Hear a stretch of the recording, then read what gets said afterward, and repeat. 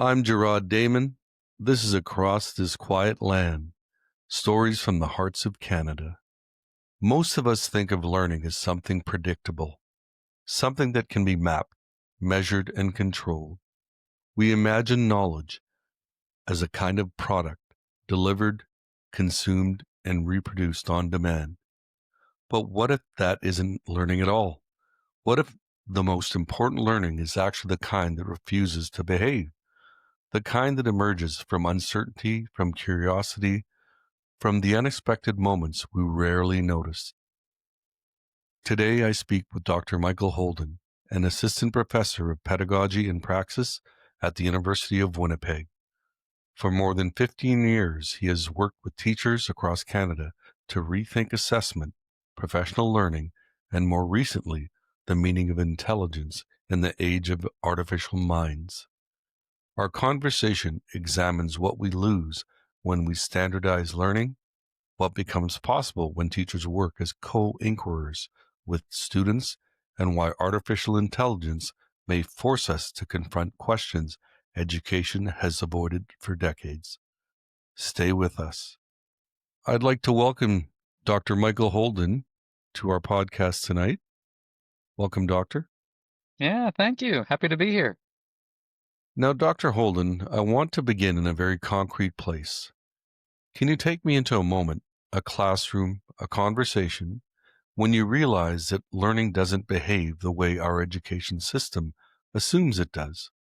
Yeah, it's interesting hearing you ask that question because separate from, the conversation we're going to have a little bit around, artificial intelligence and what kind of disruptions that's brought into the space. A lot of the work that I've done is in this space of emergence and thinking about how learning unfolds in sometimes predictable ways. Sometimes this is what I expect will happen, and it does. And then sometimes very unpredictable ways because the thermostat is broken or the fire alarm goes off or a student has an aha moment at just an unexpected time.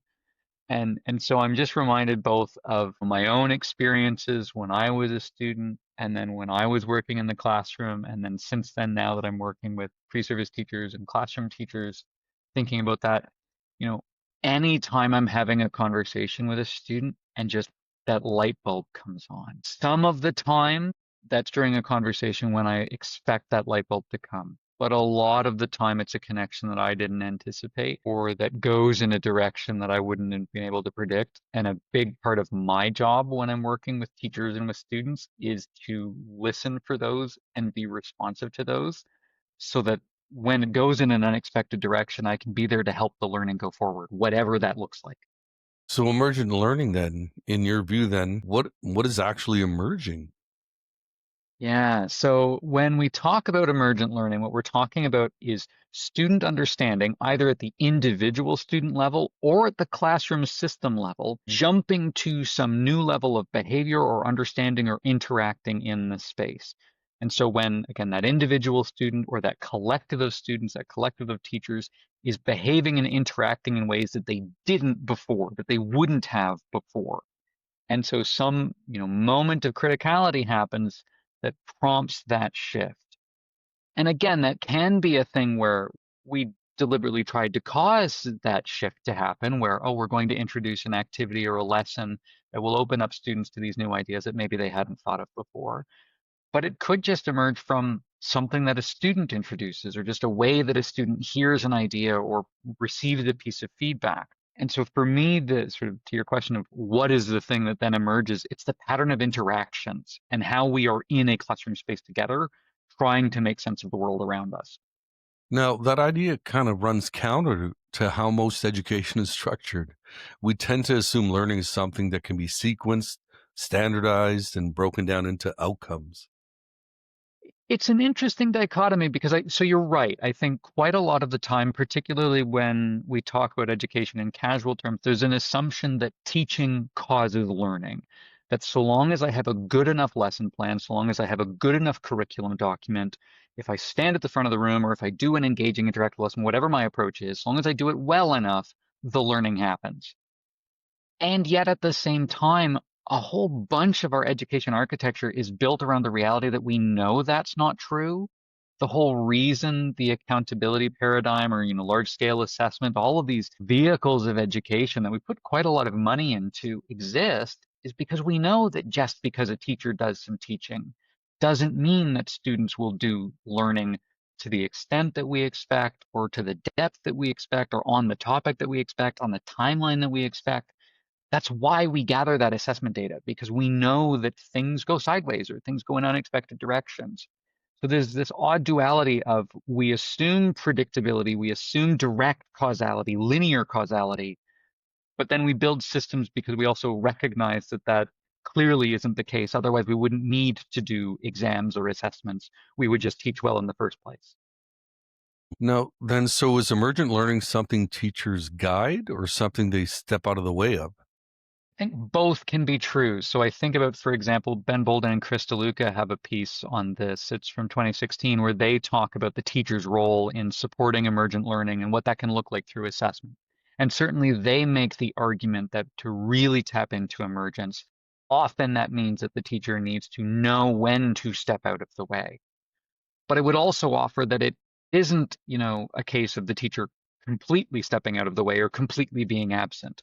The teacher is a part of that classroom system.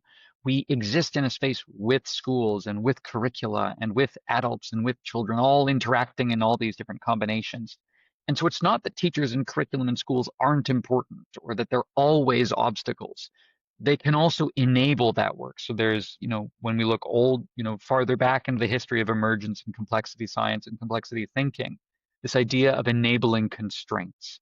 It's not that we just open the doors and say, good luck and discover anything and everything, and we have no idea what will happen.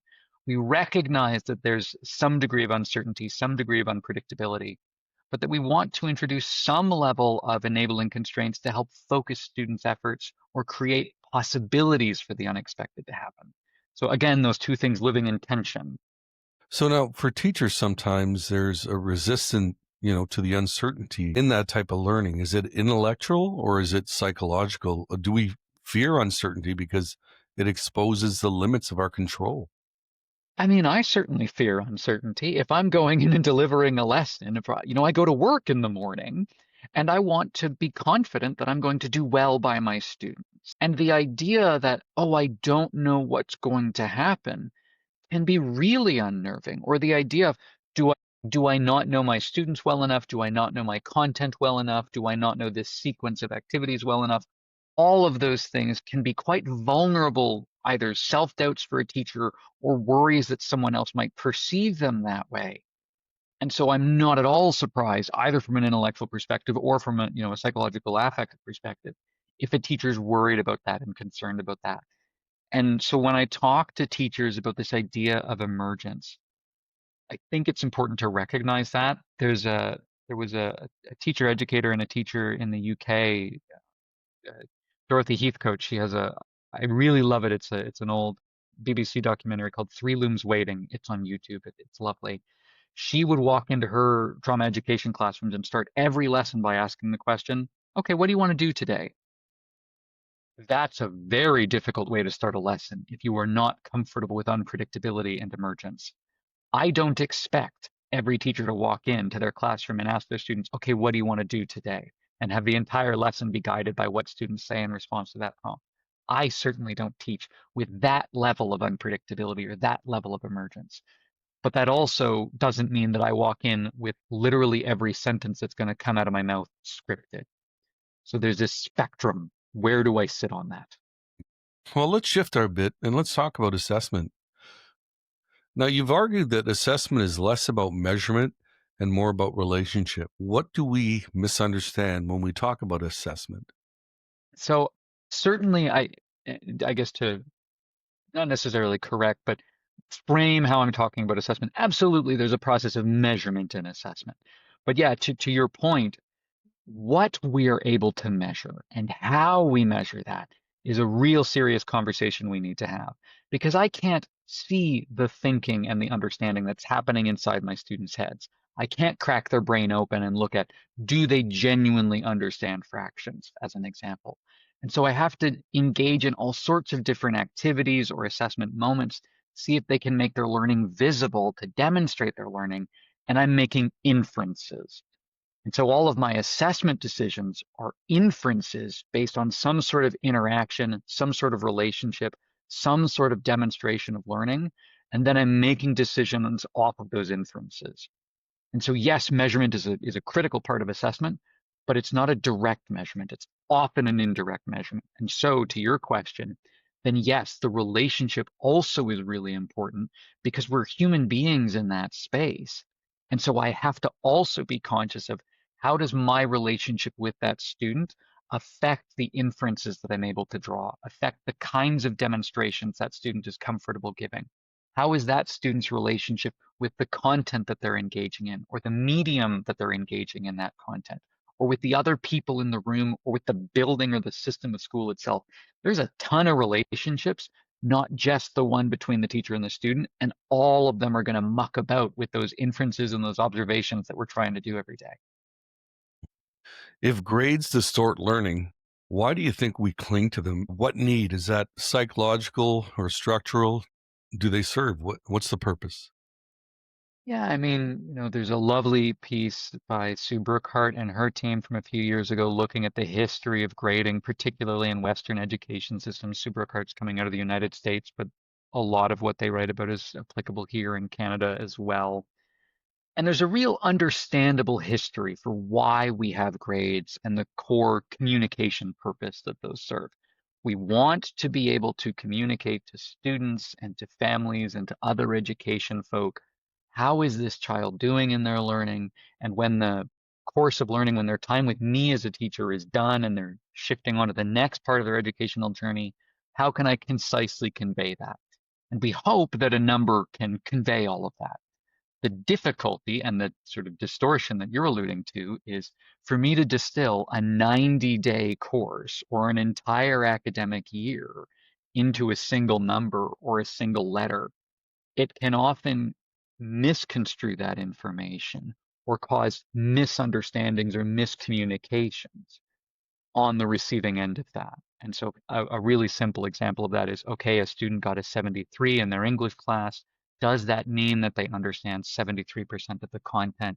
Does that mean that they understand half of the content perfectly and then some of it only a little bit? Does it mean that they are a very strong student, but they just have poor behavioral skills, time management skills? There's all sorts of different ways to misinterpret and misread that 73. And so the challenge then that we have in assessment is how can we communicate the nuances and the context and the process of learning, this messy, imperfect process that humans go through in every classroom every day, in a way that's clear and concise, and that folks who have 100 other things to do in their day, parents, families, that they'll understand and be able to work together with us on that. That's a very difficult thing to do. Grades are one way to do it. They're an imperfect way of doing it. There are others that have their own trade-offs as well. That's interesting. Now, if assessment shapes identity, I'm good at math, I'm a weak writer. Are we, in effect, creating the very hierarchies and self perceptions we claim to measure? There's a real risk with feedback. This isn't just with grades, but certainly grades are an example of this. There's a real risk that the kind of feedback that students receive and internalize are ego-involving feedback. I'm good at math. I tried hard on this paper. I'm smart. I'm a natural communicator. Those are all nice things for a student to hear, certainly better than the alternative of I'm terrible at math or I'm not an artist or, I'm not good at sports, whatever the case may be. But those are also ego involving. The problem is that ego involving feedback, which so many students take as messages from either from grades or from education systems more generally, doesn't actually give them much to go on. Even if you are good at math or whatever the ego involving feedback you've received is, what do you do with that information? What specifically are you good at? How do you know that you're good at it? And what do you need to do next to get better, to be challenged, to improve on the areas that you're still struggling with? That kind of task-specific feedback, process-focused feedback, self-regulatory feedback, that's the kind of feedback we really want to be spending our attention on. The less time we have for those other forms of feedback, the more time we're spending on ego-focused feedback, the less rich long-term learning those students are going to have access to. Right. Now, let's look at working with teachers now. I know that you have partnerships with them, and so you work with teachers, not on them. What shifts when teachers become co researchers rather than research subjects? Yeah, that really is fundamental for me. I am a guest when I come in to another teacher's space. This is the room that they and their students work in every day. They put a lot of their intellectual, their emotional, their personal labor into that space. And so, sure, I work at the university or I've got whatever particular research goals, good for me. But a research practice partnership, and I use that term specifically, when I'm talking about, Bill Penuel's work and other folks who have studied research practice partnerships as a concept, means that the teacher or the school system has a particular goal, some sort of challenge or idea that they want to explore or implement or innovate with, whatever, and they want to partner with a researcher who can help them think through that and look at the research and the evidence side of that. What's the research perspective? How do we connect this to other studies and other contexts, other teachers that have done this? And then what's that on the ground expertise? Because teachers in school systems bring so much expertise to this. And how can we work together to explore that idea in your specific context, grapple with some of the messiness and the complexity of that, adjust as we're going through that process, and then share what we've found, yes, with the research community, but also with this teaching community that we're working with and other teachers, so that it's not just a researcher parachuting into a classroom or into a school and saying, thanks for filling out my survey, or thanks for doing my interview, or thanks for letting me sit at the back of the room with a clipboard. Good luck, goodbye, back to your teaching. It's got to be a partnership from day one, or it just isn't going to work. What do policymakers often fail to understand about the realities of teachers' work? That's a little difficult for me to answer in the sense that I'm not a policymaker and that's not a space that I operate in. But I guess one way that I'll offer an answer to that is in general, in any system, classroom system, a school system, a political system, as an individual actor, I most understand the people and the parts of the system that I interact with most often. So I understand right now the teachers that I partner with, the pre-service teachers that I'm teaching, the other researchers that I spend my time with. I don't have a good understanding of actors or other parts of the system that are far away from me. And so if I'm a policymaker, say a school system leader or someone working in a ministry of education, if I don't have really good local connections at multiple levels in that system, it's really easy for me to forget or lose the perspective of where that part of the system is right now. And so, one of the ways that this manifests is sometimes we see these top-down policies that are pushed down on teachers, pushed down on students, pushed down on families that might not work or match the realities of what we're dealing with on the ground. So it can't all be top down. The other challenge that comes up that I think is just as problematic is when policymakers recognize, oh, top down is bad, therefore we'll let teachers make all the decisions and we're going to step away from the table. Well, now I'm abandoned as an individual teacher. I don't have resources, I don't have support. So, how do we, yes, have that grassroots work, but also have that system level support so that we've got multiple system levels trying to move this work forward, whether that's on assessment or this AI piece or curriculum or whatever initiative we're trying to tackle. Now, what does professional learning look like when it's not a workshop, but a shared inquiry?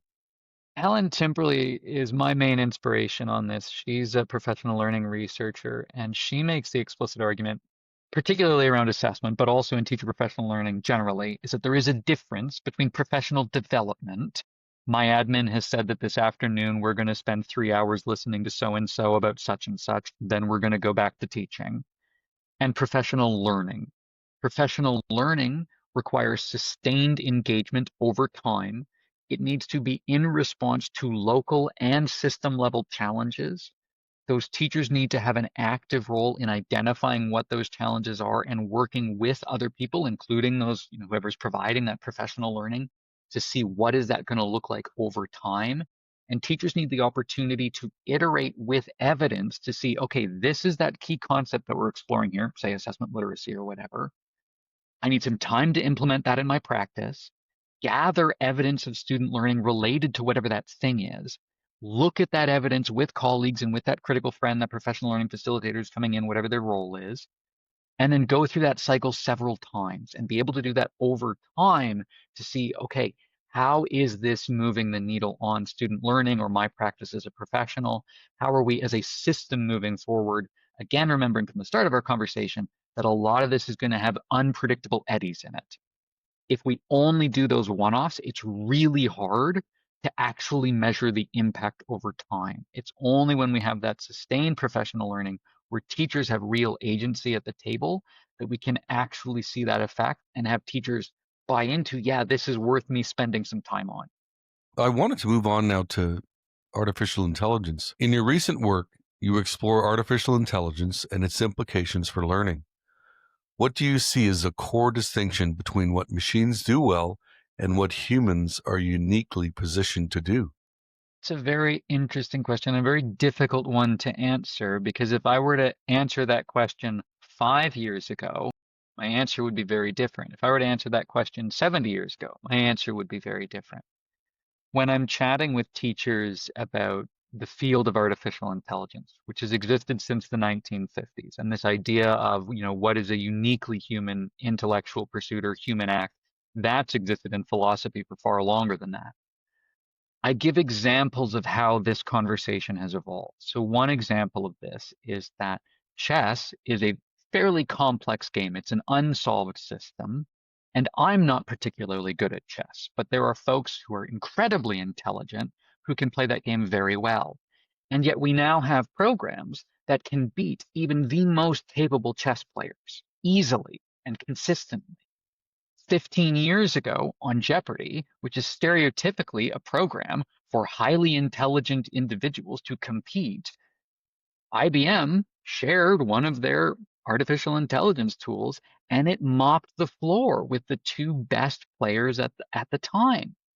And now we're in this age of generative artificial intelligence. There are tools that are able to create text and images and video in ways that even as recently as 10 years ago, peer-reviewed articles were arguing would be very unlikely to actually be threatened by these artificial intelligence or machine learning tools. And now we're seeing, okay, we need to think about this. And so when I think about your question of what is that uniquely human engagement, for me right now, the answer is that interaction in context.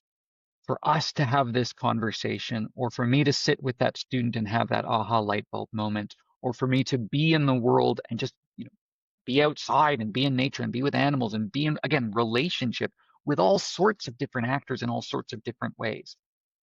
Right now, that is not something, as I understand these artificial intelligence tools, that they are engaging in. Being able to be in relationship and react and co-regulate in those different ways. Now, will we see that change in 5 years or 50 years? I have no idea. But right now, I think that's a pretty important distinction. Right. Now, if AI can generate competent answers instantly, what does that mean for our understanding of knowledge? One of the real difficulties that teachers are grappling with right now, we see this in blog posts like, is the essay dead? Or in recent media coverage of, should schools no longer be assigning homework? Is there's been a real disruption to how do I gather that evidence of learning, make those inferences about that evidence of learning, and then make decisions that help that student move forward in whatever direction they're trying to go, whatever that looks like for them. It's really disrupted that decision tree for teachers. I don't actually think, though, that it's fundamentally changed the nature of knowledge. And one example of that is that when we're seeing guidance from school divisions saying, maybe you shouldn't be grading homework because the student might have relied on an artificial intelligence tool to do their homework for them. Well, it's just as true that when I was a student in school, I would go home and my mom would help me with my homework or do the lovely project for me. Or if I had an older sibling or a friend in a higher grade, or if you were a student when the internet was out there, or when I could go to the library and get support from student services or a resource. The question has always been there of, if I'm not there to observe the learning that the student is doing, am I able to make defensible inferences about that learning?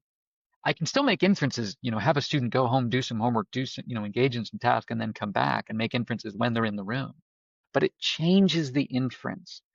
And so it's not that knowledge itself necessarily has changed, at least in the context of education, but the way that we think about that knowledge and the way that we try to assess that knowledge has to change. Oh, does AI reveal that much of school learning was never truly learning in the first place? Depends on what that assessment task was looking at. And I guess what I would say to that is students learn all sorts of things outside of the intended curriculum outcomes or outside of the things that I as a teacher am necessarily grading. One example that I give folks is when I was a student doing my undergrad, there was one day when I was in the university cafeteria and I ran into my instructor and I was late on an essay. And I was really worried because I didn't want to have this conversation with this instructor because I hadn't written her essay yet. And she saw me and she said, "Oh, Michael, you look just horrible. You must have been so sick. I'll give you a 1 week extension on your essay." I just hadn't showered that day. And so the learning for me in that moment was, wait a second, depending on how I leverage my social capital in that moment and how I present in the moment to a teacher, I can leverage the grace of an extension that a student who was perfectly well bathed and perfectly put together and maybe didn't read the social cues of their instructor might not have gotten away with. That's an unintended learning. And so anytime we're trying to measure student learning, assess student learning, support student learning, we have to think about what is the actual intended learning that I'm driving at and what is the unintended effect. And so when we are having students turn to artificial intelligence tools, and if I as a teacher am uncomfortable with that because I want them to engage in whatever learning that I've targeted or assigned, a question I need to ask is, why is that student making the decision that it is easier or better for them to rely on the tool rather than decide that it's worth it to do it themselves? Because ultimately, I want the student to buy in and internalize the motivation. They're going to decide this is worth it for me. I'm going to do it. That student isn't there yet. Does that suggest that I need to change my assessment practice? Does it suggest that I need to change something about how I design that assessment so that if the students aren't there yet, I don't open myself up to that vulnerability? It prompts a lot of questions for me. Well, maybe I'll push a little further then. If a machine can simulate understanding, how do we define understanding at all? Of all of the nice things that Bloom's and his team's work on that lovely little taxonomy has done for us, understanding is one of the least helpful verbs that I have ever had as a teacher because I don't know if a student understands something. I cannot see inside their head. I have to be able to get them to do something to demonstrate that understanding. And so to your point, when I saw 3 years ago that an unthinking incogent that didn't know my context, didn't know my discipline, just had access to 3.7 billion pages of data, could, through statistical patternings alone, produce a text of equal quality to what some of my undergraduate students could do. Not perfect quality, not professional grade quality, but comparable to what a learner could produce. That really gave me pause of, like you're saying, I don't know that I'm actually assessing the thing I think I'm assessing here. I think I might just be assessing this student's ability to Google and cobble together some points that somebody else wrote without deeply understanding the idea. And so that's the core question I think that you're driving at is, if an unthinking machine can do it, am I really assessing deep understanding? I might not be. And so how might I need to rethink how I'm approaching that learning moment to try and get closer to the deep understanding? Now, in your view, what forms of learning become more important in a world where information is instant, abundant, and often machine generated? It's very tempting and very understandable for teachers or parents or just members of the public to be absolutely terrified right now. If you listen back to my last answer, wait, what do you mean we don't know if students actually understand the thing? Is our whole education system about to collapse and the society is over? It's a very unnerving space to be in. One of the things that I'll say, though, is fortunately, the field of classroom assessment research has been offering an answer to the problem that we are grappling with right now for the last 30 years. One of the most powerful things that we can do in a classroom space is, instead of just relying on that essay or on that summative test, that one moment snapshot of learning, That has its place, it has value, to be sure. But instead of only relying on those snapshots, to look at the process of learning. Because I write for a living as a researcher, and yeah, people judge me on the product of my writing, but most of the learning and the work that I do comes in that process. How do I generate an idea? And how do I get critical feedback from colleagues who know more about this idea than me on whether my framing of the idea is good? How do I structure an argument? How do I adjust that argument as I'm going? How do I weave in evidence? How do I, tie in all these different pieces? How do I then get feedback on it once it's a first product and iterate on that a series of times? That kind of learning gives a lot more bang for buck than just telling a student, go write an essay and I'll see you in a month, and then only evaluate them on that output. And so an example of that is when I work with pre-service teachers, even when I'm grading a product, I'm interested in what that product says about the process of their professional learning. And so really taking a really hard look at when I'm evaluating a product, am I assessing the things that matter most? Am I wasting my time on, APA formatting in a university space, which, yeah, is important, but is not nearly as important as a teacher's ability to articulate and defend why are they approaching a particular learning moment a particular way. That's the learning that I care about. APA, I can get a machine to do for me. Now, we'll move into a little more existential question about education. If you could redesign education from scratch, not as a system, but as an experience, what would you preserve and what would you remove? I said earlier that I'm not a policymaker, and I'm glad I'm not a policymaker because it's so difficult to know what changes to a system, especially major changes to a system, what kind of unpredictable, unknowable consequences that would have, unintended consequences. One thing that I think about quite a bit is right now the way that K to 12 education systems in Canada and in most Western countries are built is that students progress with their age alike peers. So if I'm 10 years old, I hang out with the other 10 and 11-year-olds pretty much regardless of my content mastery. There are really good social and emotional reasons for doing that. And there's also really good utilitarian reasons for doing that. We've got hundreds of thousands or millions of kids in our school system across the country. We have to organize that system somehow. But I think about, for example, okay, well, if we care about students achieving mastery of particular skills, and particularly in curricula or in subjects where we know that one ability ladders into another ability and they spiral and they build on each other, then I really worry about basically putting a timer on a student's engagement with a particular set of skills. I worry about saying to a student, well, I know you haven't mastered the 12-year-old learning outcomes, but you're almost 13, so off you go, whether you are ready for the 14-year-old learning outcomes or you're still working on the 12-year-old learning. That makes me nervous. So that's one of the things that I think about of, ooh, how might we design if we could, roll back the clock 150, think differently. How might we design a system that better attends to that while also recognizing, oh boy, that pulls on a bunch of threads in that tapestry, and what direction would that take us in? So I'll offer it with a caution.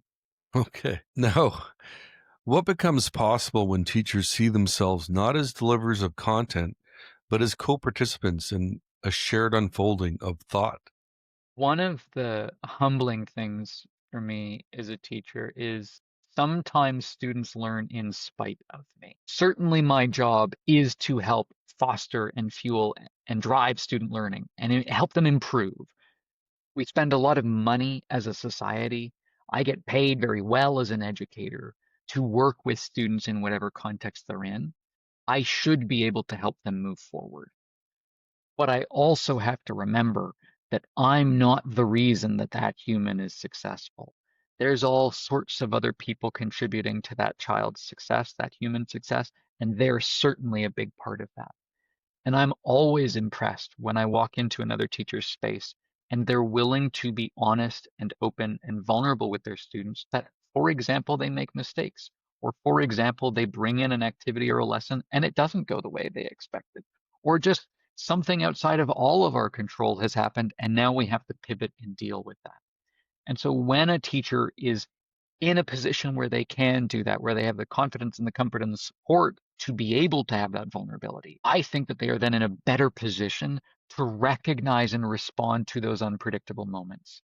So we know that part of my duty as a teacher is to support and advance student learning. We also know that quite a bit of student learning happens even if the teacher didn't anticipate or intend it. And so if both of those things are the case, then a really important skill for a teacher is the ability to be adaptive, responsive, iterative in the moment and not have to rely on that long-term picture or the illusion of perfection to be able to support that student learning.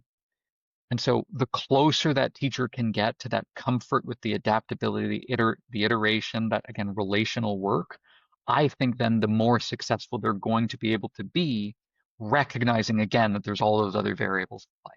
Now, I just got a couple questions in closing. What is an idea about learning that you hold deeply, but that most people in education still resist?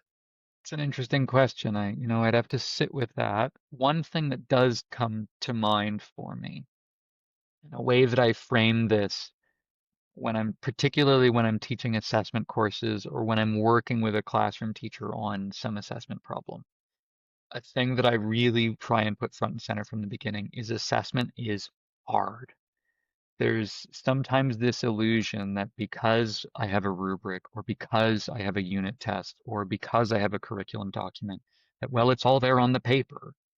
But the act of first deciding what those learning moments are going to be, deciding how I'm going to gather that information, and then actually making that series of inferences and, weighing which pieces of evidence are actually accurate and most persuasive, when so much of the time as a teacher, I don't have true control over how the world is unfolding around me, how the classroom is unfolding. That's a very difficult space to be in. And that's really fundamental for me. And the reason I emphasize that so much is because assessment, Gordon and Stobart writes about this more recently. Feldman has written about this, the idea of assessment being a third rail in education. We're so often unwilling to even begin talking about assessment because it strikes so close to our professional identity and the idea of our professional competence. We've been talking about assessment literacy for 35 years now, and the accusation that you as a teacher aren't competent in your discipline or aren't competent as an evaluator is a very serious allegation. And so to, recognize that and say, this is hard. And so if you as a teacher are thinking, I'm really struggling with how to best gather evidence of student learning in this moment, or I'm looking at this learning outcome and I don't think I'm quite hitting it. I need to, try and tackle it another way. How might I do that? That to me is not a reflection of, oh, you're a bad teacher. It's a reflection of, yeah, this is difficult. Let's create a space where you and I and other colleagues can have a real conversation together and not just have the pretty polished talk that makes it look like this is easy or perfect. Let's live with the messiness for a bit. So, finally, what gives you confidence that learning still matters, even as AI becomes more pervasive and more capable? My initial answer to this, I think, would have been 3 years ago when I first became aware of generative artificial intelligence tools. My initial reaction to that was sort of the wondering of, is this how we get to Star Trek? Because in various science fictions, we have general artificial intelligence where a human can ask a machine a question, and it's not just using natural language processing or statistical patterns to generate a possible answer to the question. It generates an accurate and informative answer to the question. And those, science fiction or fantasy humans are nevertheless still very intelligent, very capable people. I bring that now into the real world where we are, at the tail end of 2025. And what I think about is, how can we, as teachers, as students, as human beings, have these messy conversations about, is this approach to AI defensible? Does it give me that robust evidence of student learning? Does it open up a new space of possibility, a new emergent thing that might happen? And if it doesn't, okay, then what do we need to do instead? What do we need to do differently? As much as I'm, concerned that we haven't moved the needle as much as we, I think, should have or could have over the last 3 years, that we're even having the conversation at all. That's the thing that gives me hope as to how we might move forward as educators or as a species. We're going to keep running into weird plot complications. We live in the middle of history.